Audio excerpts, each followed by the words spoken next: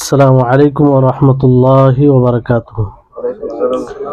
إن الحمد لله نحمده ونستعينه ونستغفره ونعوذ بالله من شرور أنفسنا وسيئات أعمالنا.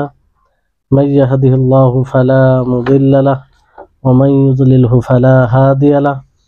وأشهد أن لا إله إلا الله وحده لا شريك له وأشهد أن محمدا عبده ورسوله. أما بعد رب اشرح لي صدري ويسر لي أمري واحلل عقدة من لساني يفقهوا قولي. رب زدني علما رب زدني علما.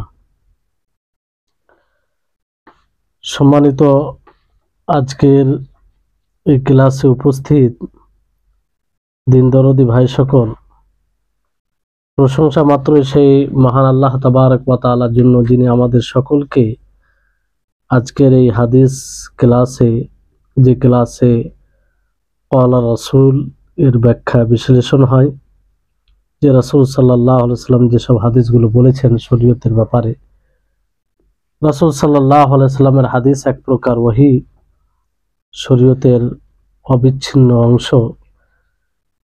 সেই ওহীকে বোঝার জন্যই আমরা এই ক্লাসে উপস্থিত হয়েছি বা প্রায় উপস্থিত হয়ে থাকি, যার তৌফিক একমাত্র আল্লাহ তাআলা তিনিই দেন। ফলে আমরা সকলেই বলি আলহামদুলিল্লাহ। তারপরে আমাদের সকলের প্রাণ প্রিয় নবী করিম মুহাম্মদ মুস্তাফা সাল্লাল্লাহু আলাইহি ওয়াসাল্লাম, তিনার উপর অসংখ্য শান্তি ধারা বর্ষিত হোক। আল্লাহুম্মা সাল্লি আলাইহি আল্লাহুম্মা বারিক আলাইহি। তো আমাদের যে হাদিস চলমান ছিল, আমরা সকলেই জানি যে বিগত কয়েক সপ্তাহ থেকে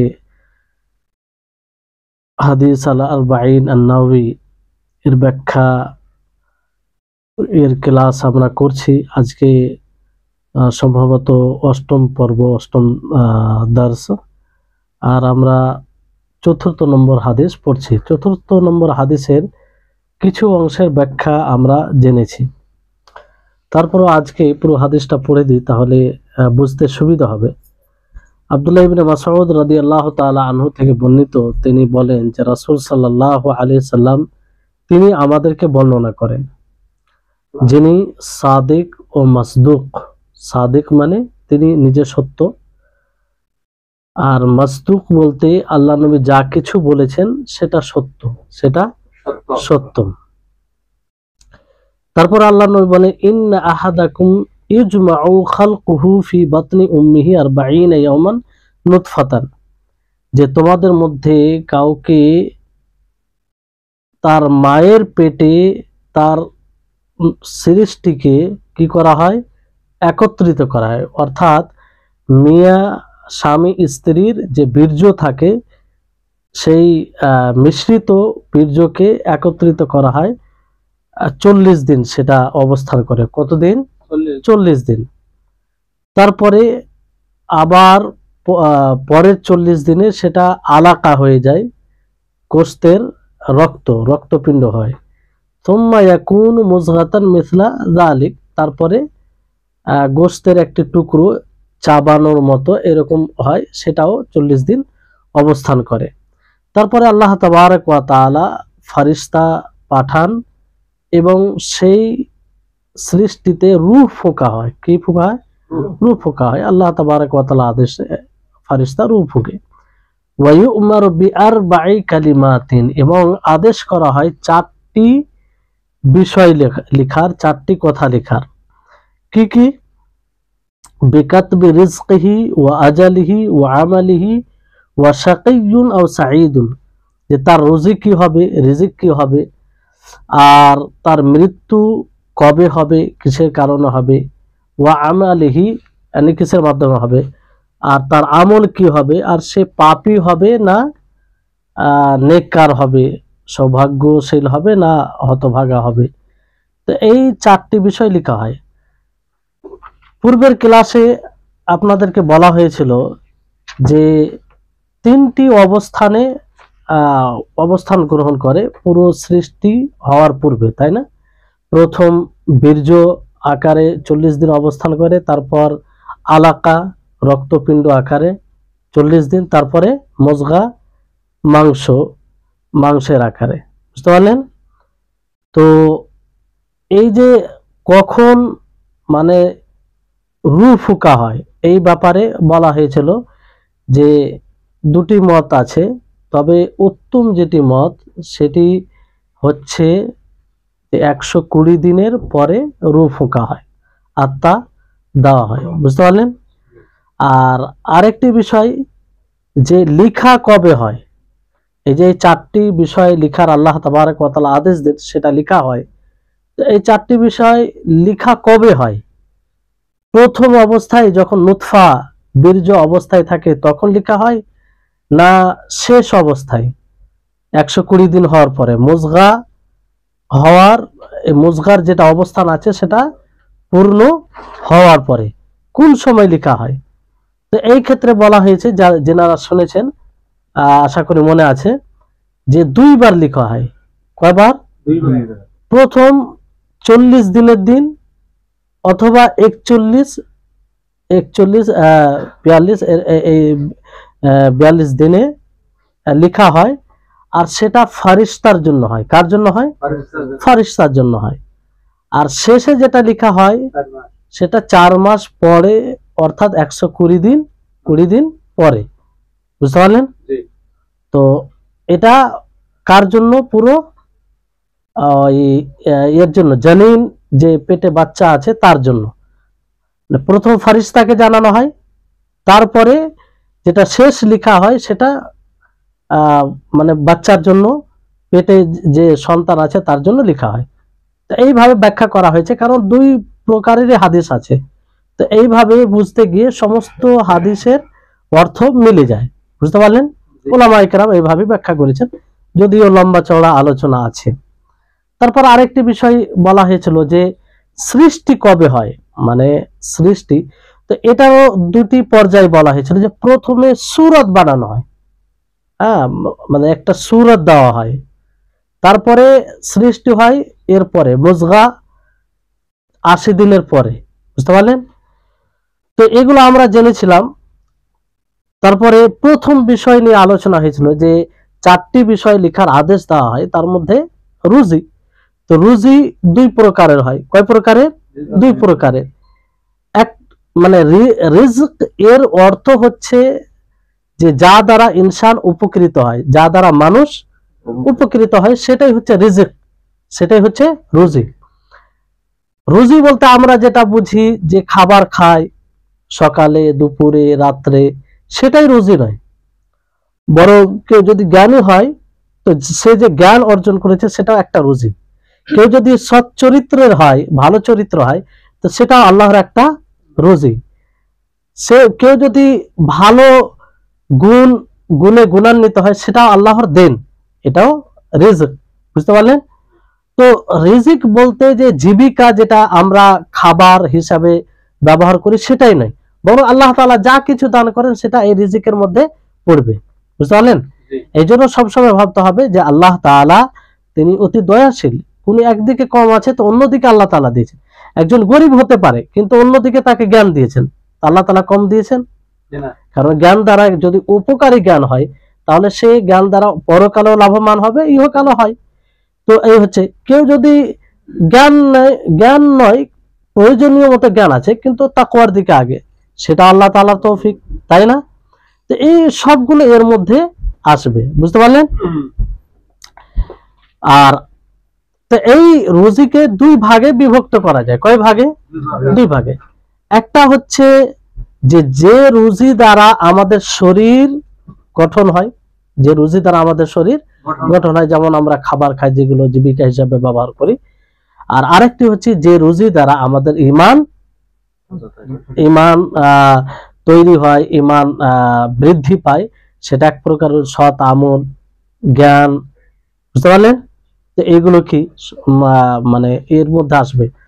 তো এই 2 প্রকারের রুজি সব রকম গুলো লেখা হয়। বুঝতে পারলেন? চাহে যে রুজি দ্বারা আমাদের শরীর উন্নত হয় সেটা হোক, অথবা যে রুজি দ্বারা আমাদের ঈমান বৃদ্ধি পায় সেটা হোক, সবগুলো লেখা হয়। বুঝতে পারলেন? তো এই রুজি একদম নির্ধারিত। এই জন্য যেমন মানুষের মৃত্যু নিশ্চিত, এতে কোনো প্রকারের সন্দেহ নেই, আর এটা সকলেই বিশ্বাস রাখে, অনুরূপ ভাবে মানুষকে বিশ্বাস রাখতে হবে যে তার মুকদ্দরে যতটা রুজি আছে সে ততটা পাবে, সে ততটা পাবে। যেমন মৃত্যু নিশ্চিত, অনুরূপ ভাবে যতটা আল্লাহ তাআলা মুকদ্দরে রেখেছেন রুজি সেটা নিশ্চিত, সেটা সেটা না পাওয়া পর্যন্ত দুনিয়া ছেড়ে কেউ যাবে না। বুঝতে পারলেন? এই জন্য এই কথার উপরে ওই রকম ভাবে আমরা বিশ্বাস রাখতে পারিনি, ঈমান আনতে পারিনি, ফলে এই রুজির ভয়ে আমরা ইবাদত থেকে পিছিয়ে যাই, তাই না? অনেক রকম ধারণা করে। তো এই হচ্ছে বিষয়। তবে এখানে একটা প্রশ্ন জাগবে যে আল্লাহ তাআলা তো নির্ধারিত করে দিয়েছেন যে রুজি কতটা পাবে, তো আমরা পরিশ্রম কেন করব? এটা একটা প্রশ্ন জাগে কি জাগে না? তো আল্লাহ তাআলা কতটা নির্ধারণ করেছে আমরা কি জানি? আমি আগামীকাল কতটা ইনকাম করব জানি? আর আগামীকাল আমার পকেটে ক টাকা আসবে আমরা কিছুই জানি না। এই জন্য আল্লাহ তাআলা আমাদেরকে বিবেক দিয়েছে, জ্ঞান দিয়েছে, আর আল্লাহ তাআলা আমাদেরকে সুস্থ বিবেকে কাজ করতে বলেছেন, তাই না? তো আমরা আমাদের বিবেক অনুযায়ী কাজ করে যাব। হ্যাঁ, আল্লাহ তাবারক ওয়া তাআলা জানেন যে আমরা কতটা অর্জন করব, কি পাবো, কিসের মাধ্যমে করব, এটা আল্লাহ তাআলা জানেন। বুঝতে পারলেন বিষয়টি? তো এই কথা বলে যারা মানে নিজের হাত পাকে গুটিয়ে নেই যে আল্লাহ তাআলা তো নির্ধারিত করে রেখেছেন, তো পরিশ্রমের কি দরকার, তো এটা তাদের ভুল। কারণ কোনো মানুষই জানে না যে আগামীকাল তার কি রুজি হবে। জানে না তো কেন বসে থাকবে? না জানার কারণে তার যেটা বিবেক আছে, সুস্থ বিবেকের যেটা দাবি, সেটা কি যে কাজ করলে রুজি হবে, না কাজ করলে কে খাওয়াবে বসে বসে। কিন্তু যতটা মুকদ্দর আছে সেটাই পাবে। বুঝতে পারলেন? আর তারপরে মৃত্যু লেখা হয়, যে মৃত্যু কোথায় হবে, কিসের মাধ্যমে হবে, সেটাও লেখা হয়। বুঝতে পারলেন? মৃত্যু এমন একটা মানে বিষয় যেটাতে অস্বীকার করার কিছু নেই, মৃত্যু আসবেই। আর ওয়ালাইকুম আসসালাম, যখন যার মৃত্যু হবে তখনই হবে, না 1 সেকেন্ড 1 মিনিট আগে হবে না পিছে হবে। বুঝতে পারলেন? আর যে সময় মৃত্যু হবে, যেখানে মৃত্যু হবে, সে সেখানে ছুটে যাবে। এর অনেক উদাহরণ আপনারা সকলেই দেখছেন, দেখেন, এটা অনুভব করেন, চোখের সামনে দেখেন। আপনারা একটা মানুষ একটা কাজ করে না, তার জন্য সে কাজটি অস্বাভাবিক, কিন্তু মৃত্যু সেখানে আছে, সেখানে সে গিয়েছে, মৃত্যু হয়ে গেছে। বুঝতে পারলেন কি বলেন? এক্ষেত্রে ইবনে উসাইমিন রাহিমাহুল্লাহ একটি ঘটনা তিনি তার এই বইয়ের সারাতে ভাষ্যকারের উল্লেখ করেছেন যে রাস্তা ক্রস করার সময় একজন মোটরসাইকেল নিয়ে আসছে আর একজন কার নিয়ে। তো মোটরসাইকেল যে বাইক চালাচ্ছে সে দাঁড়িয়ে গেছে এই অপেক্ষায় যে কারওয়ালা যাবে তারপর আমি যাব, আর কারওয়ালা সে দাঁড়িয়ে গেছে এর অপেক্ষায় যে এই ক্রস করবে, এই চলে যাবে, তারপর আমি যাব। তো এই দুজনে এক অপরে অপেক্ষা করতে করতে দুজনে একসাথে স্টার্ট করেছে, দুজনে একসাথে এসে অ্যাক্সিডেন্ট হয়ে দুজনে মারা যায়। তো দেখেন, মৃত্যু সেখানে আছে, সেখানে তারা পৌঁছালছে। তো বিষয়টা এরকম অনেক ঘটনা আছে আপনার। বুঝতে পারলেন? তো এই মৃত্যু কখন হবে এটা লেখা হয়, মানুষের বয়স কত হবে, অর্থাৎ কতদিন সে জীবিত থাকবে, এটা লেখা হয়। তো এই লেখা মানে একটা মানুষের বয়স যদি 60 বছর হয় তো সেটা 60 বছর লেখা হয়, 50 বছর হলে 50 বছর হয়। এই জন্য দেখবেন কেউ ভূমিষ্ঠ হওয়ার সময় মারা যায়, কেউ বাল্যকাল সাবালক হওয়ার আগেই মারা যায়, কেউ যুব অবস্থায় মারা যায়, কেউ বৃদ্ধ বার্ধক্য অবস্থায় মারা যায়। যার যতটা সময় আছে ততটা জীবিত থাকে, তাই না? তো এখানে একটা প্রশ্ন জাগছে যে আল্লাহ তাবারক ওয়া তাআলা বয়স লিখে দেন, কার কতটা আয়ু আছে এটা নির্ধারিত করে দেন। তো হাদিসে যে বলা হয়েছে যে বয়স বৃদ্ধি পায়, তো এটার অর্থ কি হবে? কিছু কিছু হাদিস আছে যে বয়স বৃদ্ধি পায়। তো ওলামাগণ এই কথার ব্যাখ্যা করেছেন যে এক বয়স যেটা আয়ু লেখা হয় লাওহে মাহফুজে যেটা আছে, সেটা তাতে কোনো পরিবর্তন ঘটে না, তাতে কোনো পরিবর্তন ঘটে না, মানে অতটাই থাকবে। তবে হাদিসে যেখানে বলা হয়েছে যে বয়স ঘটবে না বয়স বাড়বে, এটার ব্যাখ্যা আহলে ইলমগণ বিদ্বানগণ এইভাবে করেছেন যে এটার আসল অর্থ হলো যে সে কম বয়সে যতটুকু তাকে বয়স দেওয়া হয়েছে সেই বয়সে এতটা আমল করবে যে অন্যরা তার চেয়ে বেশি বয়স পেয়েও আমল অতটা করতে পারবে না। এই জন্য সালাফগণের জীবনী দেখেন, ইবনে তাইমিয়া রাহিমাহুল্লাহ তিনার জীবনী দেখেন, আরো বড় বড় ইবনুল কাইয়িম বলেন, বড় বড় ওলামায়ে কেরাম যে সালাফ সালেহিনদের মধ্যে আপনি পাবেন, তাদের বয়সের সাথে তাদের বইয়ের লিখনী হিসাব করবেন তো আপনি অবাক হবেন যে প্রত্যেক মিনিটে কত পেজ করে এরকম চলে আসে। এটা কি করে সম্ভব হলো? বরকত, বারাকা। যে এর ওনার তুলনায় অন্য কাউকে যদি তার ডবল বয়স দেওয়া হতো তারপরেও করতে পারতেন, আর করতে পারেনি, কিন্তু তিনি করেছেন যে যার বয়সে বৃদ্ধি করা হয়েছে। তো এটা একটা অর্থ বলা হয়েছে, ব্যাখ্যা করা হয়েছে। আর আরেক প্রকার ওলামাগণ বিদ্বানগণ বলেন যে না, এর অর্থ হচ্ছে এটা যে এই বয়স বৃদ্ধি পায় কিসের ক্ষেত্রে? এটা ফারিস্তার ক্ষেত্রে। ফারিস্তাকে প্রথমে এক বলা হয়, বুঝতে পারলেন? আসলে যেটা লৌহে মাহফুজে আছে সেটা বলা হয় না, বরং একটা বয়স তাকে বলা হয়। আবার কোনো কারণে, যে কারণে বাড়বে সে কারণটা পাওয়া যায়, তখন ফারিস্তাকে মানে এটা বৃদ্ধি করে দেওয়া হয় যে এর বয়স বৃদ্ধি হচ্ছে, কিন্তু লৌহে মাহফুজে আসলটাই লেখা থাকে। বুঝতে পারলেন বিষয়টি? বুঝতে পারলেন?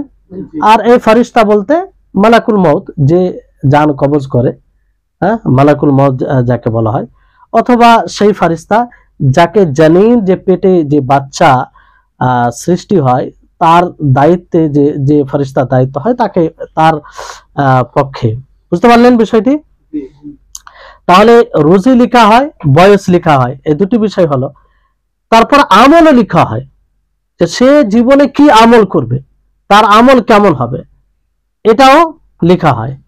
এবং সে ভালো হবে না মন্দ হবে, সে পাপী হবে না নেককার হবে, এটা লেখা হয়। এজন্য কোরআনের আয়াত, অনেকগুলো আয়াত দেখবেন সেখানে লেখা আছে যারা সৌভাগ্যশীল, যারা নেককার, তারা জান্নাতে যাবে। তারা কোথায় যাবে? জান্নাতে যাবে। আর যারা হতভাগা পাপী, তারা কোথায় যাবে? জাহান্নামে যাবে। তো এটা কিসের হিসাবে লেখা হয়? যে তার খাতেমা, তার শেষ আমল কেমন হবে সেই হিসাবে লেখা হয়। বুঝতে পারলেন? যে একজন আমল করছে, আমল করতে করতে শেষ দিকে সে ভালো আমল করছে, শেষ দিকে ভালো আমল করে মারা গেল, তো সে কোথায় যাবে? জান্নাতে যাবে। যেমন কালেমা শাহাদাত পাঠ করলো, আর সে যখন থেকে পাঠ করেছে তার দাবি সমূহকে পূর্ণ করে চলেছে, আর সে বড় গুনাহ, শিরকের গুনাহ করেনি, তাহলে সে কোথায় যাবে? জান্নাতে যাবে। তো এটা হচ্ছে, মানে এটাকে বলা হয় কি বলা হয়? এটাকে সাঈদ বলা হয়। কি বলা হয়? সাঈদ, যে তার পক্ষে সাঈদ লেখা হয়েছে, সে জান্নাতে যাবে। আর একজন ব্যক্তি সৎ আমল করে আসছে কিন্তু শেষ দিকে সে শিরকি কাজ করে মারা গেল, তাহলে তার জন্য কি লেখা হয়েছে? মূলত মানে শাকী, দুর্ভাগ্য, মানে যে পাপী, সে যে কোথায় যাবে? জাহান্নামে। তো এই শাকী লেখা হয় কি হিসাবে? যে তার খাতেমা শেষ আমল হিসাবে। কি হিসাবে? শেষ আমল হিসাবে। অথবা তার যে মানে আসল বিচারে মহাসভার সময় যেটা ফয়সালা হবে সেই হিসাবে সে জান্নাতি হবে না জাহান্নামী হবে, সে তার আমলের ভিত্তিতে। বুঝতে পারলেন? তো এই হচ্ছে বিষয়। তারপরে বর্ণনাকারী আব্দুল্লাহ ইবনে মাসউদ তিনি বলেন যে ফাওয়াল্লাহিল্লাযী লা ইলাহা গায়রুহু, যে আল্লাহর কসম যিনি ছাড়া সত্য কোনো মাবুদ নেই। তো এই বাক্যটি আব্দুল্লাহ ইবনে মাসউদ তিনি নিজেই বলেছেন। তিনি কসম খাচ্ছেন কেন? মানে আগে যে কথাটি তিনি বলতে যাচ্ছেন, নবী সাল্লাল্লাহু আলাইহি সাল্লামের বাণী, সেটি অতীব গুরুত্বপূর্ণ। তো এখান থেকে এটা বোঝা যায় যে যখনই আমরা গুরুত্বপূর্ণ কথা বলবো তখন যেন আমরা কসম খাই। কার? আল্লাহ তাআলা। কারণ কসম খেতে গেলে যাদের সামনে আমরা কথা উপস্থাপন করব সে ভালোভাবে শুনবে, মনোযোগ দিয়ে শুনবে এবং সেটাকে বোঝার চেষ্টা করবে। হয় কি হয় না, যখন কোনো ব্যক্তি বলে যে আল্লাহর কসম খেয়ে বলছি, তখন ধীরে একটা বিশ্বাস চলে আসে যে কথাটা সত্য হবে, কথাটা সত্য হবে। বুঝতে পারলেন? তো আব্দুল্লাহ ইবনে মাসউদ রাদিয়াল্লাহু তাআলা আনহু তিনি নিজে কসম খেয়ে বলছেন যে আল্লাহর কসম, যিনি ছাড়া কোনো সত্য কোনো মাবুদ নেই। বুঝতে পারলেন? এই শব্দগুলোকে হাদিসের ভাষায়, উসুলের ভাষায় মুদরাজ বলা হয়। কি বলা হয়? মুদরাজ। মানে এই বাক্যটি তিনার পক্ষ থেকে। কার পক্ষ থেকে? তিনার পক্ষ থেকে। অনেকেই বলেছেন যে না, এটি আসলে ওনার নয়, এটা মূল হাদিসের মধ্যে, এটা মূল হাদিসের মধ্যে। আর এটাকে সঠিক বলেছেন, এটাকে সঠিক বলা হয়েছে। বুঝতে পারলেন? কারণ মুদরাজ হাদিস মানে রাবি যখন নিজের কথাকে প্রবেশ করে, অনুপ্রবেশ করে, তখন সে হাদিস জয়ীফের, দুর্বলের দিকে চলে যায়। তারপরে আব্দুল্লাহ ইবনে মাসউদ রাদিয়াল্লাহু তাআলা আনহু তিনি বলেন যে খুব গুরুত্বপূর্ণ কথা, যে ইন্না আহাদাকুম লা ইয়ামালু বিআমালি আহলিল জান্নাহ হাত্তা মা ইয়াকুনু বাইনাহু ওয়া বাইনাহা ইল্লা যিরাউন ফায়াসবিকু আলাইহিল কিতাব ফায়ামালু বিআমালি আহলিন নার। ভালো করে বুঝবেন। এই হাদিস যখন শেখ সালেহ সিন্দি হাফিজাহুল্লাহ, তিনি এখনো জীবিত আছেন, এই হাদিসটি একবার পড়াচ্ছিলেন আমাদেরকে। বড় প্রখ্যাত একজন আলেম, পরিচিত আলেম। আর ইলমি জগতে যারা আছে তারা সকলেই জানেন, সকলেই চিনেন ওনাকে। তো এই হাদিসটি পড়াতে পড়াতে উনি মানে নিজেকে নিয়ন্ত্রণ করতে পারেননি, মানে ওনার চোখ দিয়ে অশ্রু চলে এসেছিল। হাদিসটি এতটা স্পর্শকাতর আর এতটা ভয় হবে যদি আমরা জান্নাত জাহান্নাম নিয়ে সিরিয়াস হই। তাহলে এই বাক্যতে কি বলা হচ্ছে যে তোমাদের মধ্যে কোনো ব্যক্তি জান্নাতে আমল করবে। কি আমল করবে? জান্নাতে আমল করবে। হাত্তা মা ইয়াকুনু বাইনাহু ওয়া বাইনাহা ইল্লা যিরাউন, এমনকি তার এবং জান্নাতের মাঝে এক হাত দূরত্ব থাকবে। বুঝতে পারলেন? ফায়াসবিকু আলাইহিল কিতাব, তো কিতাব অগ্রগামী হয়ে যাবে, ফলে সে জাহান্নামে আমল করে কোথায় চলে যাবে? জাহান্নামে চলে যাবে। আল্লাহু আকবার। এইখান থেকে এটা মানে স্পষ্ট হচ্ছে যে একজন ব্যক্তি সারা জীবন জান্নাতে কর্ম করে আসবে, জান্নাতে আমল করবে, কিন্তু শেষ পর্যায়ে সে জাহান্নামী কর্ম করে, জাহান্নামে আমল করে জাহান্নামী হয়ে যাবে। বুঝতে পারলেন? এর বিপরীত বলা হয়েছে তার আগের হাদিসে যে ওয়া ইন্না আহাদাকুম লা ইয়ামালু বিআমালি আহলিন নার, আর তোমাদের মধ্যে কোনো ব্যক্তি জাহান্নামী কর্ম করবে। কি করবে? জাহান্নামের আমল করবে। হাত্তা মা ইয়াকুনু বাইনাহু ওয়া বাইনাহা ইল্লা যিরা, এমনকি তার এবং জাহান্নামের মধ্যে কতটা? এক হাত দূরত্ব এরকম থাকবে। ফায়াসবিকু আলাইহিল কিতাব, তো কিতাব মুকাদ্দার এগিয়ে যাবে, ফলে ফায়ামালু বিআমালি আহলিল জান্নাহ, সে জান্নাতে কর্ম করে ফেলবে আর সে জান্নাতে প্রবেশ হয়ে যাবে। তাহলে এই হাদিসটি শুনে বাহ্যিকভাবে আমরা কি মনে করছি, এটা কি করে হতে পারে যে একজন ব্যক্তি সারা জীবন সে জান্নাতে কর্ম করলো, ভালো কর্ম করলো, আর সে জাহান্নামে চলে যাবে। একজন ব্যক্তি সারা জীবন জাহান্নামী কর্ম করলো আর শেষ পর্যায়ে জান্নাতি কর্ম করে জান্নাতে চলে যাবে। এটা এক প্রকারের জুলম, এরকম মনে হচ্ছে না? এরকম একটা ভাবনা আসছে, মানে এরকম। কিন্তু এই হাদিসের ব্যাখ্যা যদি আমরা জানি, বুঝি, তাহলে এরকম কিছু আসবে না। আসলে এখানে এই হাদিসে এটা বলা হয়েছে যে বিআমালি আহলিল জান্নাহ, সে জান্নাতি কর্ম করবে, জান্নাতে আমল করবে, এটা বাহ্যিক ভাবে। কিভাবে? মানুষ তা মনে করবে, মানুষের নজরে সেটা জান্নাতি আমল হবে, কিন্তু আসলে সে জান্নাতি আমল করবে না। তার আমলে ফাসাদ থাকবে, তার আমল গ্রহণযোগ্য হবে না। এইজন্য হাদিসে, অন্য হাদিসে এইভাবে বলা হয়েছে যে ইন্না আহাদাকুম লা ইয়ামালু বিআমালি আহলিল জান্নাহ ফীমা ইয়াবদু লিন-নাস, যে সে জান্নাতি কর্ম করবে যেটা মানুষের জন্য প্রকাশ পাবে, মানে মানুষের জন্য এটা জান্নাতি কর্ম, জান্নাতে আমল মনে হবে, অথচ সে জাহান্নামী হবে। তাহলে মানুষের নজরে এটা। এই জন্য দেখবেন বড় বড় আবিদ, আপনি দেখবেন যে এত বড় আবিদ হওয়ার পরেও সে জাহান্নামে যাবে। তো এই এর ব্যাখ্যা উলামায়ে কেরাম মুহাদ্দিসিনগণ বিভিন্ন ভাবে করেছেন। অনেকে ব্যাখ্যা এইভাবে করেছেন যে এমনও মানুষ হবে যারা সারা জীবন আমল করবে কিন্তু তাদের আমলে ইখলাস থাকবে না, তাদের আমল ইখলাস থাকবে না, পার্থিব কোনো স্বার্থকে কেন্দ্র করে ইবাদত করবে, সালাত আদায় করে। তো মানুষের নিকটে কি এটা জান্নাতি কর্ম কি কর্ম নয়? জান্নাতি আমল। সালাতের বিনিময় কি? জান্নাত। কেউ যদি নিয়মিত সালাত আদায় করে সে তার প্রতিদান পাবে, জান্নাতে যাবে। কিন্তু কেউ যদি এই সালাত অন্য কারোর জন্য পড়ে, আল্লাহর ভয়ে না পড়ে, তো এই সালাতের বদলা পাবে, বিনিময় ভালো পাবে, বরং আরো তার জন্য মুসিবত। এরকম দান খায়রাত, মানুষের সাথে ভালো ব্যবহার, যতগুলো সৎ আমল আছে, সেই সৎ আমলের মধ্যে যদি ইখলাস না থাকে তাহলে সেটা গ্রহণযোগ্য হবে? হবে না। অথচ মানুষের নিকটে এটা কি? ভালো আমল। তো এইরকম ভাবে এই জন্য মানুষ যে ভালো সৎ আমল করলেই তার ভালো পরিণাম কিংবা ভালো বিনিময় পাবে এটা নিশ্চিত নয়। নিশ্চিত তখনই হবে যখন তার ভিতরের বিষয়গুলো ঠিক থাকবে, অর্থাৎ ইখলাসের সাথে আমল করবে এবং কিসের সাথে? নবী করিম মুহাম্মদ সাল্লাল্লাহু আলাইহি ওয়াসাল্লামের পদ্ধতি অনুযায়ী। এই দুটি বিষয়ের মধ্যে যদি একটি বিষয় না থাকে তাহলে সেই আমলের কোনো মূল্য নেই। সারা জীবন আমল করলো কোনো মূল্য নেই, এখানে কোনো আপোষের বিষয় নেই। কারণ আল্লাহ তাবারক ওয়া তাআলা স্পষ্ট করেছেন, নবী করিম মুহাম্মদ সাল্লাল্লাহু আলাইহি ওয়াসাল্লাম একাধিক হাদিসে স্পষ্ট করেছেন। এখানে কোনো ওযর চলবে না যে আমি জানি না, আমার জন্য কিছু এরকম বিষয় না। এটা তো মৌলিক বিষয় যে আর কালেমা শাহাদাতের এটা দাবি যে এক আল্লাহর জন্য ইবাদত করতে হবে এবং নবী সাল্লাল্লাহু আলাইহি ওয়াসাল্লামের পদ্ধতি অনুযায়ী ইবাদত করতে হবে। বুঝতে পারলেন?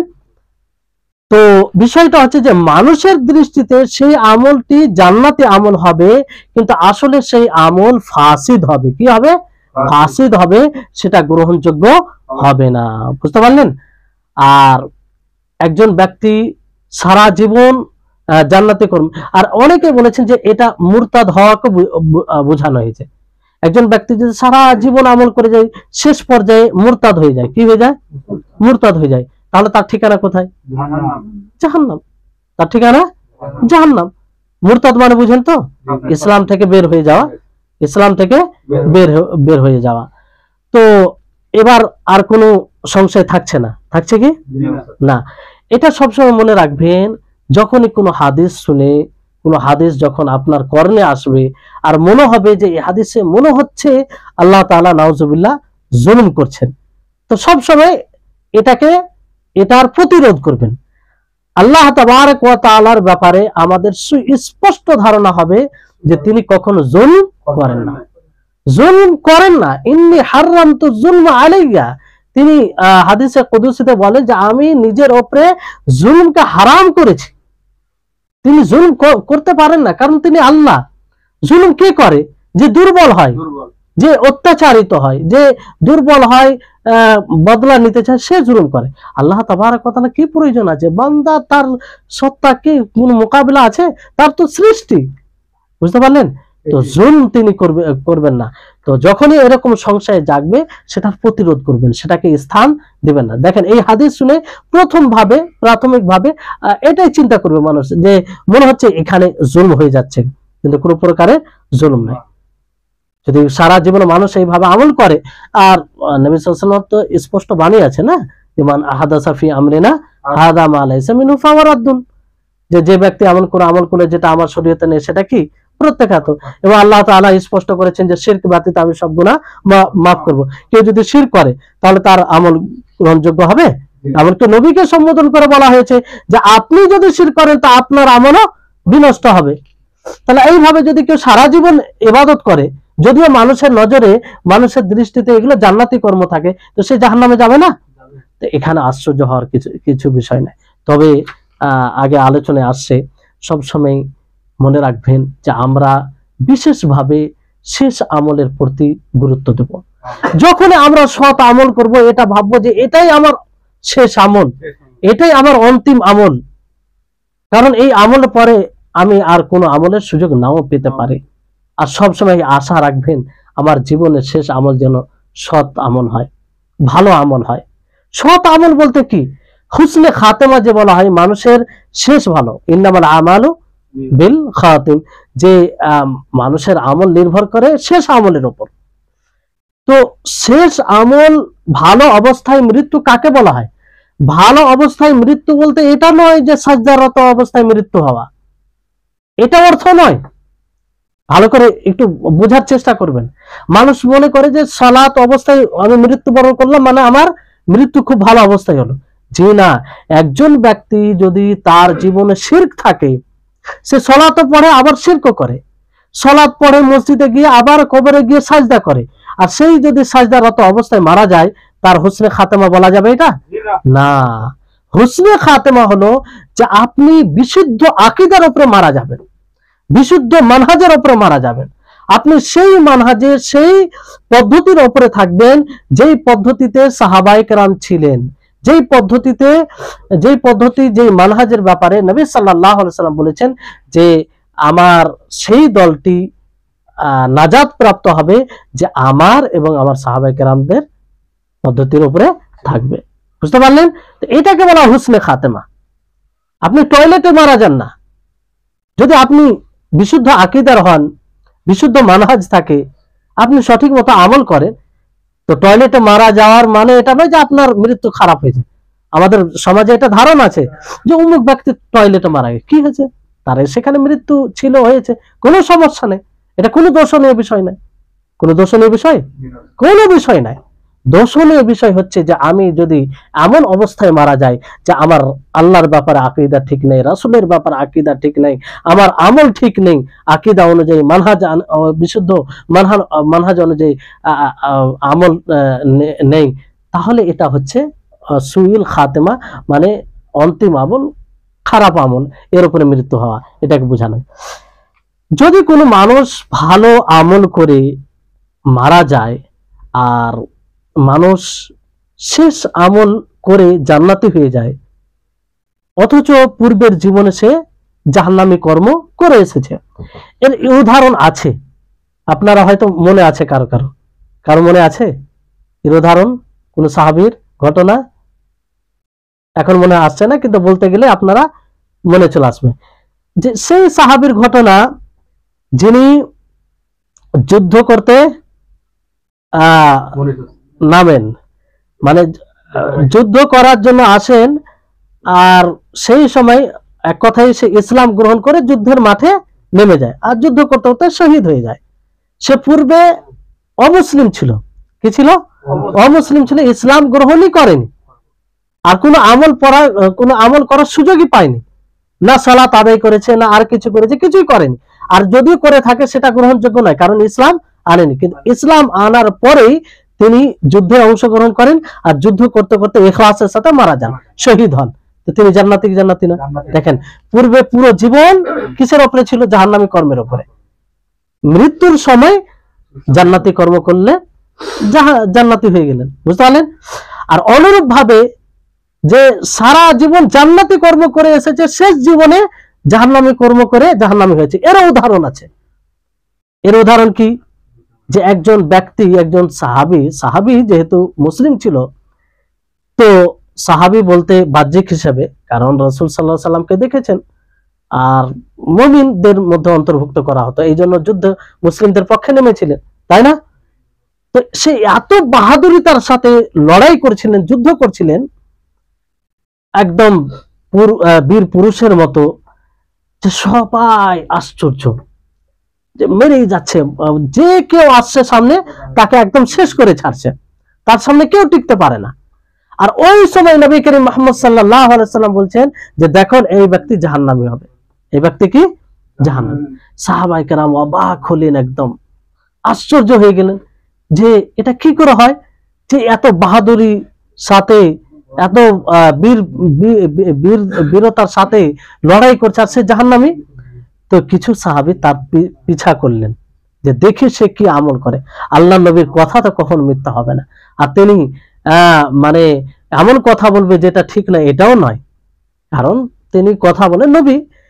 তো পিছা করলেন, দেখছেন যে যে পিছা করছেন সে একসময় দেখলেন যে তাকে তলোয়ারের আঘাত লাগে, সে ব্যথা সহ্য না করতে পেরে, সেই আঘাতে তা সহ্য না করতে পারে, নিজের তলোয়ারের যে নখটা আগের অংশটা আছে পেটের উপরে রেখে তার উপরে ওজন দিয়ে সে নিজেকে আত্মহত্যা করে। এইভাবে সে জাহান্নামী হলো কি হলো না? এই হচ্ছে বিষয়। তো এরকম বিষয়, তো আমরা এই বিষয়ে একদম খুব সচেতন হব। সবসময় যখনই সৎকর্ম করার সুযোগ পাবো সেটাকে অন্তিম আমল মনে করে, সেটাকে শেষ আমল মনে করে আমরা হাত ছাড়া করব না। আর এই যদি আমাদের মানে ধারণা থাকে, তো ইনশাআল্লাহ আল্লাহ তাআলা তৌফিক দিবেন যে আমাদের অন্তিম ভালো হবে। কিন্তু এই ধারণা সবসময় থাকতে হবে। যখন আমরা সৎ কর্ম করব, সৎ আমল করব, এই ধারণা নিয়ে যে এটা মনে হয় আমার জীবনের শেষ আমল, এই জন্য এই আমলটাকে ভালো করে করি। বুঝতে পারলেন? আর গুনাহ সামনে এলো, এটা ভাবতে হবে যে এই গুনাহ করতে গেলে হয়তো আমার মৃত্যু ঘটে যেতে পারে। আল্লাহ তাআলা আমাদের হেফাজত করুক মাসিয়াত, গুনাহ করার সাথে মৃত্যু হওয়ার। বুঝতে পারলেন? ঠিক। তো এবার তো এই হাদিসটি আশা করি আপনারা বুঝতে পেরেছেন। এবার আসুন যে এই হাদিসের কিছু উপকারিতা আপনাদেরকে তুলে ধরি। অনেক উপকারিতা রয়েছে, তার মধ্যে কিছু যেগুলো গুরুত্বপূর্ণ সেগুলো আপনাদেরকে বলবো। একটি বিষয় হচ্ছে যে কথাই আমাদেরকে, কথা যখন আমরা কারো সামনে উপস্থাপন করব সেটা যেন সুন্দরভাবে উপস্থাপন করি আমরা, যাতে মানুষ বুঝতে পারে, মানুষ গুরুত্ব দেয়। আব্দুল্লাহ ইবনে মাসউদ রাদিয়াল্লাহু তাআলা আনহু তিনি তাই করলেন। দেখেন তিনি কিভাবে হাদিসটা বর্ণনা করছেন। হাদ্দাসানা আস-সাদিক ওয়াল মাসদুক, যে আমাদেরকে এমন লোক বর্ণনা করেছেন যিনি সত্যবাদী, যিনার কথা সত্য, এইভাবে বর্ণনা করছেন যাতে সামনের মানুষ গুরুত্ব দিয়ে শুনে। তাহলে এই শিক্ষাটা একটা পাওয়া যায় যে আমরা যখনই কথা উপস্থাপন করব কারো সামনে সুন্দরভাবে যেন করি। আর কথা যদি গুরুত্বপূর্ণ হয় সেখানে আমরা আল্লাহর কসম খাবো, আল্লাহর কসম। তো বক্তাদেরকে তো আরো খেয়াল রাখা উচিত যে যখন ওইরকম গুরুত্বপূর্ণ কথা হবে তখন আল্লাহর কসম খেয়ে বলবে, তাহলে শ্রোতা তারা কি একটু মনোযোগ দিয়ে শুনবে। বুঝতে পারলেন? তারপরে আল্লাহ তাবারক ওয়া তাআলা যে সৃষ্টির ধাপ, হাদিসে যে সৃষ্টির ধাপ বলা হয়েছে সেটা আল্লাহ তাআলা কোরআনে উল্লেখ করেছেন যে প্রথম অবস্থান কি থাকবে? নুতফা থাকবে বীর্য অবস্থায়, তারপর আলাকা রক্তপিণ্ড অবস্থায়, তারপরে কি মুজগা, গোশতের মতো টুকরো, সেই অবস্থান, তারপরে রূহ আত্মা দেওয়া হয়। বুঝতে পারলেন? তো এটা আল্লাহ তাবারক ওয়া তাআলাও উল্লেখ করেছেন কোরআনুল কারীমে এবং নবী করিম মুহাম্মদ সাল্লাল্লাহু আলাইহি ওয়াসাল্লাম। তাহলে এখান থেকে বোঝা যাচ্ছে যে আল্লাহ তাআলা আমাদের সৃষ্টির প্রতি কতটা গুরুত্ব দিয়েছেন। সেই মহান আল্লাহ তাআলা যে ধাপের একের পর এক তারপর ফারিস্তা নিযুক্ত করেছেন। তো এটা আল্লাহ তাবারক ওয়া তাআলার আমাদের প্রতি যে ইহতিমাম, এটা মানে গুরুত্ব দিয়েছেন। তো এটা আমরা বলতে পারি যে আল্লাহ তাআলা তিনি কত বড় দয়ালু এবং মানুষের কিভাবে লালন পালন করেছেন তিনি।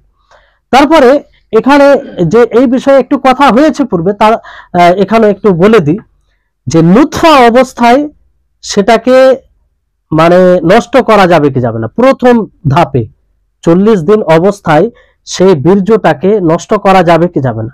যে কারো বাচ্চা ধরে গেছে পেটে, ধরেন 40 দিন হয়নি, 40 দিনের মধ্যে সেই সময় পারা যাবে, এটা কি নষ্ট করা যাবে?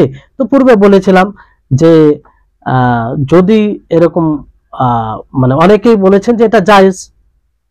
কিসের উপরে ভিত্তি করে? যে আজল করা জায়েজ। আজল বুঝেন তো? আজল বলা হয় যে স্বামী স্ত্রী যখন মিলন করবে স্ত্রীর অনুমতি নিয়ে বীর্য আসার টাইমে বীর্য যখন আসবে সেটা বাইরে নিক্ষেপ করবে, এটাকে আজল বলা হয়। তো এটা জায়েজ, এটা জায়েজ। তো এর উপরে ভিত্তি করে অনেকে জায়েজ বলেছেন, যেহেতু লুৎফা আকারে আছে তো এটা জায়েজ। আর অনেক উলামায়ে কেরাম বলেছেন যে না, এটা জায়েজ নয়, প্রয়োজন ছাড়া এটাও জায়েজ নয়। কারণ আল্লাহ তাবারক ওয়া তাআলা ফাজআলনাহু ফি করারিম মাকিন ইলা কদারিম মালুম, এটা একটা সুরক্ষিত জায়গা আল্লাহ তাআলা পৌঁছে দেয়। তো এটাকে অকারণে নষ্ট করা উচিত নয়। বুঝতে পারলেন? আর এটাই উত্তম কথা, এটাই উত্তম কথা। অকারণ, যেমন ধরেন যে স্ত্রীর মেয়ের মানে স্ত্রীর শরীর খারাপ, মানে তার শরীর বরদাস্ত করতে পারবে না, এরকম অবস্থায় আছে, তো সেই অবস্থায় জায়েজ এটা। বুঝতে পারলেন? তারপরে এখানে বিষয়টি হচ্ছে যে তৃতীয় যেটা অবস্থান মুজগা, মুজগা মানে বুঝেন তো? মানে গোশতের আকারে যখন হয়ে যায়, তো সেই অবস্থানে কিন্তু দুটি ধরন থাকে, কখনো মুখাল্লাকা থাকে আবার কখনো মুখাল্লাকা থাকে না। মুখাল্লাকা মানে কি?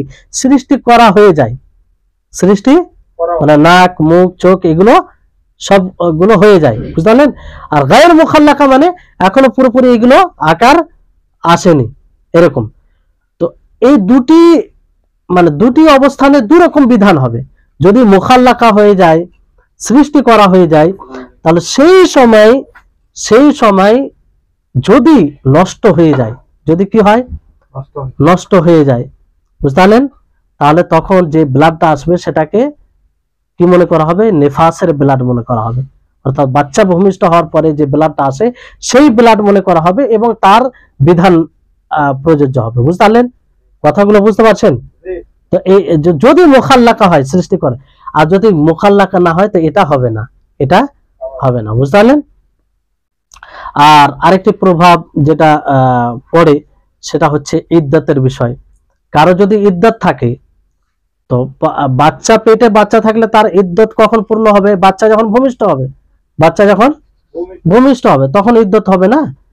এবার ধরেন যে মুখাল্লাকা হয়নি, তার আগেই তার ইদ্দত মানে চলে এসেছে, তো সেটা মানে এর মধ্যে আসবে না। মানে ওই যদি নষ্ট হয়ে যায়, তো ওই নষ্ট হওয়াটা মুখাল্লাকা সৃষ্টি হওয়ার আগে নষ্ট হয়ে যায়, তাহলে এটা ইদ্দত পূর্ণ হবে না, এতে ইদ্দত পূর্ণ হবে না। মুখাল্লাকা হওয়ার পরে যদি নষ্ট হয়, হ্যাঁ, মুখাল্লাকা হওয়ার পরে, তাহলে এতে ইদ্দত পূর্ণ হয়ে যাবে। বুঝতে পারলেন? এতে ইদ্দত পূর্ণ হয়ে যাবে। তারপরে আমরা জানলাম যে 4 মাস পরে কি করা হয়, রূহ ফুকা হয়। 4 মাস পরে রূহ ফুকা হয়। এবার বিষয়টা হচ্ছে যে রূহ ফুকে দেওয়ার পরে বাচ্চাকে নষ্ট করা যাবে কি যাবে না, এটা একটা গুরুত্বপূর্ণ প্রশ্ন।